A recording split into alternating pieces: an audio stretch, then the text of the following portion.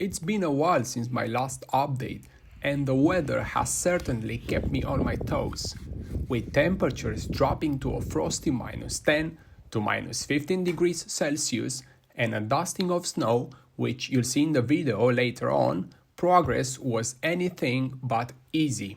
But I'm thrilled to share that I've hit a significant milestone. Over the past 2 months, I've been tirelessly working on finishing the roof and insulating the interior. This included closing the top gap with wooden planks and layering mineral wool on the walls to keep the cold at bay. And I did it. Tackling this task in such bitter conditions was no small feat, and a warm fire became my much-needed companion through it all.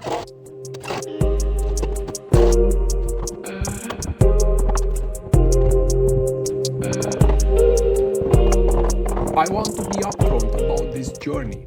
I am fully aware of the imperfections and mistakes I've made along the way. But considering I started this with absolutely no prior experience, I couldn't be more proud. This DIY project has been an incredibly fulfilling task, and the joy it brings me keeps growing exponentially as I continue. Every step, no matter how challenging, has been worth it so far.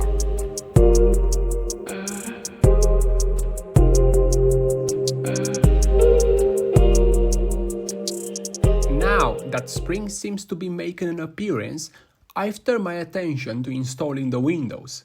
Given their weight, I decided to bring in a helping hand for this part of the process.